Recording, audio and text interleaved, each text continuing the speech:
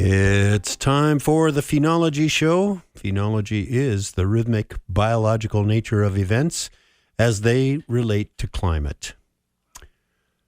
I need to pause for just a second and pay tribute to a longtime phenologist and good friend, Ed Dallas. Ed passed away last Sunday from complications caused by Alzheimer's. Ed and his wife Julie had recently moved to Washington to be closer to their family, and Ed was stricken with Alzheimer's, and on Sunday he passed.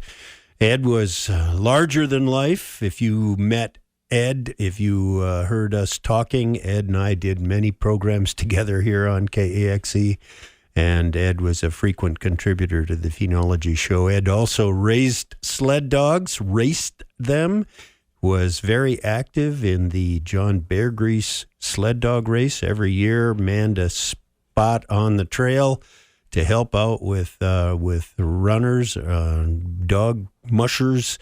He was just that kind of a guy, always willing to help. You may recall Ed actually, I maybe stretch it a bit when I say he starred. Ed had a part in a movie about sled dog racing called Iron Will, and Ed will be missed. If you knew Ed and would like to send a note, you can reach Julie Dallas, Post Office Box 102, North Bonneville, Washington, 98639, and we will have that available for you online in case you didn't grab a pencil and write it down.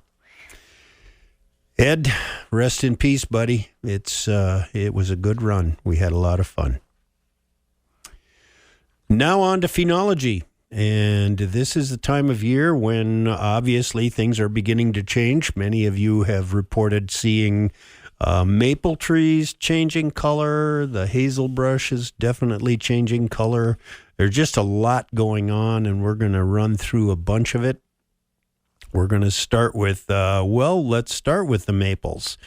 I have some maples that are bare of leaves. They turned color and dropped their leaves already.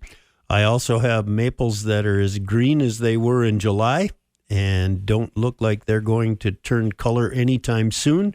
And I have maples at every stage of color in between no color and no leaves. There are red maples, yellow maples, orange maples. They're all red maples, but they have these different colors. And I haven't seen a lot of the really spectacular reds. There are a couple along the river road where I come and go from town and that are spectacular, that always are spectacular. And I keep telling myself, I'm going to go take a cutting off of one of those and see if I can root it and get that leaf at my house.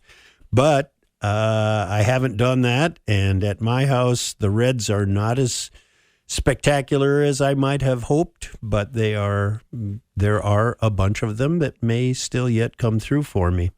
So the red maples are definitely doing their thing. The silver maple in my yard and the silver maples up at Virginia at the North Star Elementary School are also doing the exact same thing, and that is about 10% of their leaves turn yellow at a time, and those leaves then fall. And then some more leaves turn yellow, and then those yellow leaves fall. And gradually the tree will sort of thin its leaves out to where it's about half or less of the original canopy of leaves. And then all at once they will turn yellow and drop, and then it'll be time to clean my deck because there'll be a half a foot of leaves on the deck when that thing finally lets go. So silver maples, they're green right now, but they are also yellow, and not overwhelmingly so. If you look at them, you will see that they're going to look pretty green. It takes a pretty discerning eye to make out all of the yellow leaves that are in there. I've seen just a few of the aspens begin to turn color. The birches are starting to turn color. I've seen some birches that are quite far along The birches that I observe regularly that are part of my phenology hike, they are like the silver maple. There are a few yellow leaves, but mostly green. And the yellow leaves kind of rain out and drop down, and it seems like they're always got about 10% of their leaves are yellow, but the number of leaves on the tree are getting less and less. So check out the birch. Oaks, both the white oak and the bur oak, or the bur oak and the red oak. The white oak is the bur oak up here. The bur oak and the red oak are both starting to show some definite signs of color. More green than in the case of the bur oak, yellow. In the case of the red oak, red or bronze. But there are maybe a quarter of the leaves at my house are definitely changing color on the oaks. The white oak is done with its acorn crop. All of those acorns have either fallen or have been carried off by squirrels. They really like the white oak, bur oak acorns.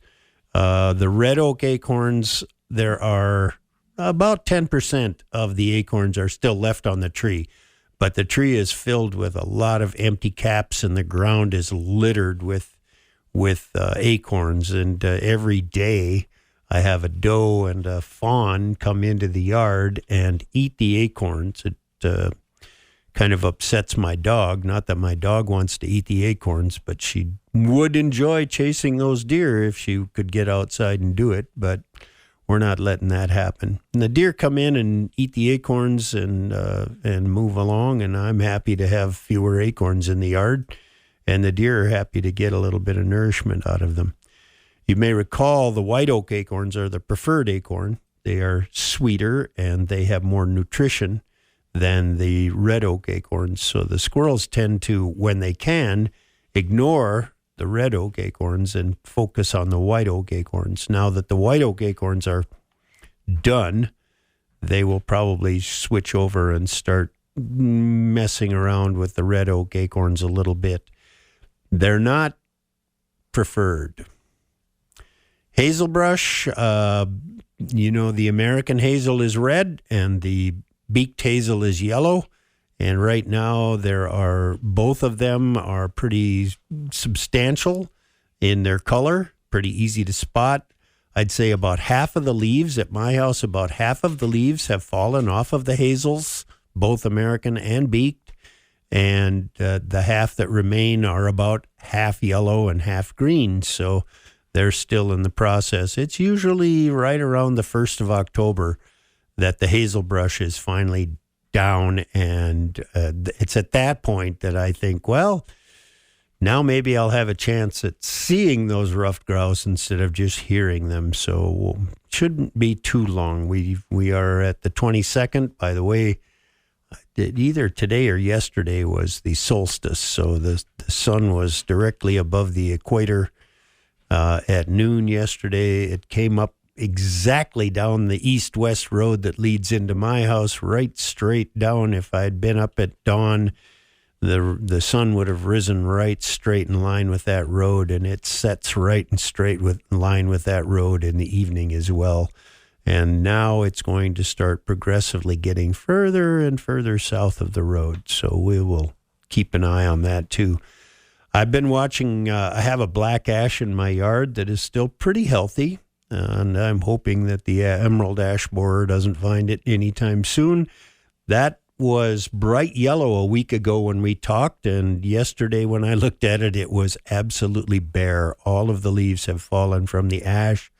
There's a not box elder, it's a balsam poplar, balm of Gilead, that grows right next to the ash. That's also among the trees that I regularly survey. And that one is about 75% of its leaves are still on the tree, but about 75% of the leaves that are on the tree are brown or yellow-brown and on their way off. So we're probably seeing, by this time next week, I would expect that my balsam poplars will be bare. The flowers that I ran into this past week, well, before we get to the flowers, let's just mention the pines, the jack, the white, and the red pine. all have yellow or orange needles on them, and those needles are beginning to fall off, as some of the students mentioned. And white cedar is also in that group, and some of those needles are orange and ready to fall or will be falling, so keep an eye on your pines, those 3-year-old needles. And in the case of the cedars, they're sort of a flattened needle, actually. And all of the 3 or 4-year-old needles will be falling off the tree and not to be replaced. Now let's take a quick look at the flowers. I have in flower yesterday while I was walking around. I had flat-topped asters, and that was yesterday. I had them at their last bloom, their last flowers. That note on the 22nd compares to the 30th of September in 03, the 29th of September in 22. The average for the last flowers on the flat-topped asters around my place is the 16th of September, and most of those low numbers that kind of pulled that average back towards 16 occurred in the 80s, 90s, and the early 2000s, although 9/30/03 certainly was early 2000s, but a late year. Black-eyed Susans still blooming. The last black-eyed Susans that I have on record are mid-October, the 26th of October in 2013, the 19th of October in 2019.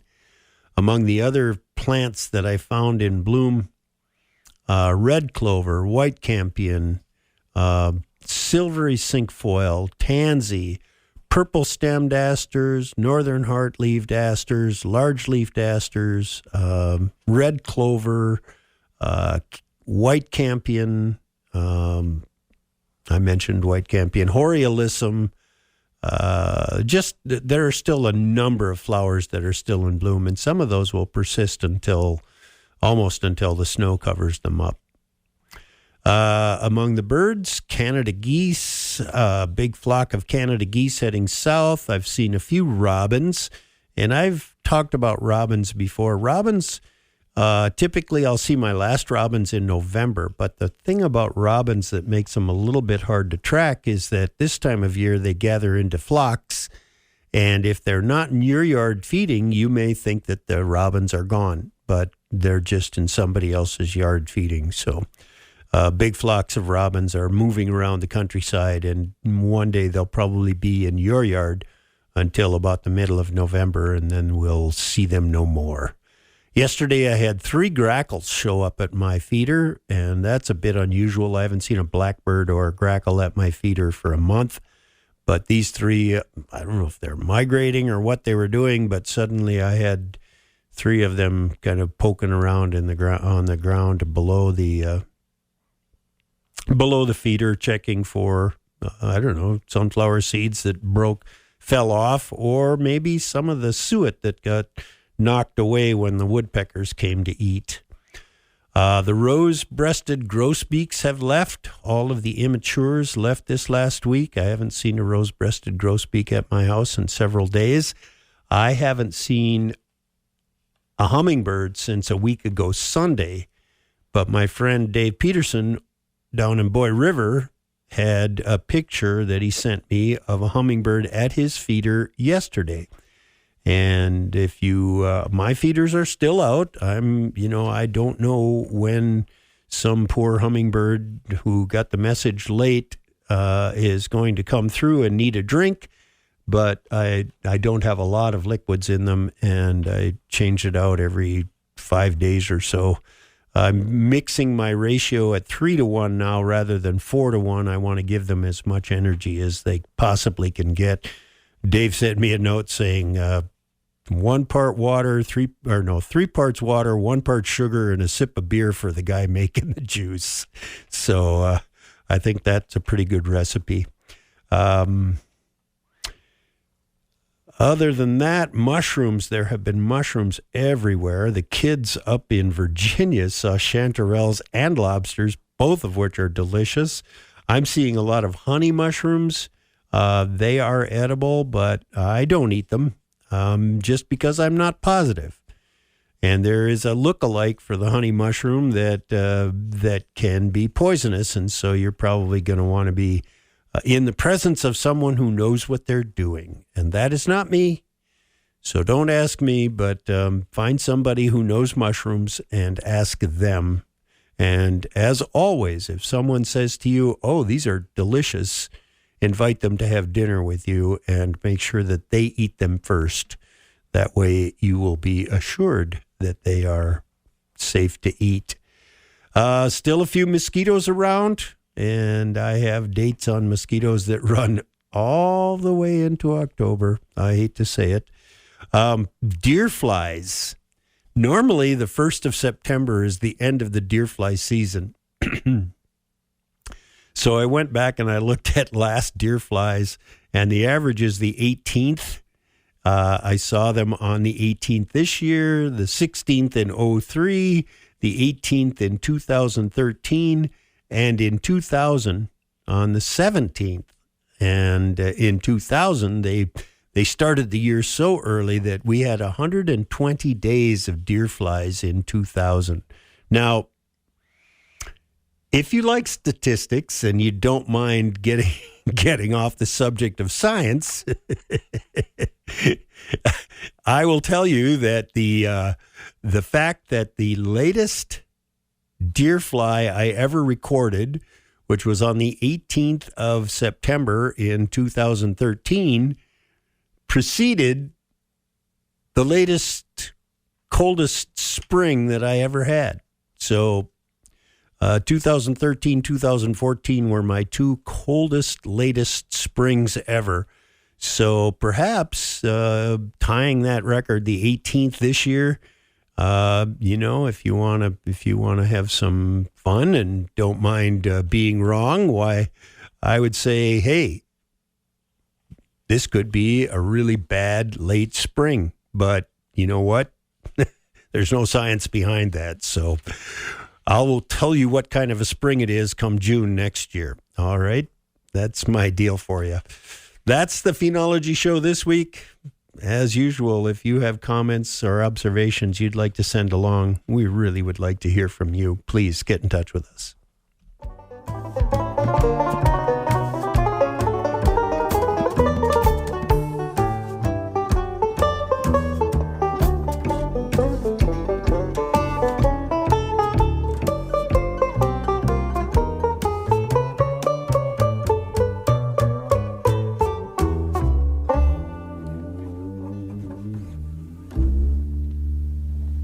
You can catch Phenology at our website or through the Season Watch newsletter, and coming soon to the podcast platform you use will be the Season Watch podcast. All right. Look for that coming up in October. We'll be telling you more about it. I'm Heidi Holton with John Latimer. We heard from Bill from Big Lake. He said, observation, some of the lilacs in our area have blossomed again.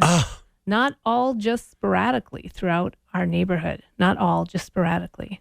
Bill, I meant to mention that because I looked at my lilacs yesterday, and though they don't have flowers, they do have new leaves emerging. And this is the second year that I've had this occur, and it is a result of that fungus that wiped the leaves off of the lilacs early this year. Typically, lilacs don't lose their leaves until now or a little bit later, sometimes into October. And the leaves on the lilacs, by the way, they're green and then they just turn brown and fall off. But the fungus that afflicts the lilacs around here has knocked the leaves down. And your report of flowers, plus my report of new leaves coming out, just reinforces the fact that the lilacs, they don't quite know what to do. And they've lost their leaves early, and they're kind of thinking, hey, it's still nice out. Maybe I ought to try again. And so they re-emerge with leaves, but they also will keep some in reserve. And next spring, they will have more energy and more buds to break and more leaves to put out. So it doesn't seem to afflict them too badly. If you have had your lilac leaves turn brown and fall off already this summer, one of the things you can do is to rake up those leaves and get rid of them. Either bag them up and take them to the dump or put them in your fire pit and burn them. But if you leave them sit under the tree, you're only kind of compounding the problem. The fungus is in those leaves and will quickly reestablish itself on your plants next year, and you'll have the same problem. But typically it happens later in the summer after the plants have flowered, and so it doesn't seem to be detrimental in the sense that you're not going to have lilacs next spring. You should have plenty of lilacs come mid to late May next year.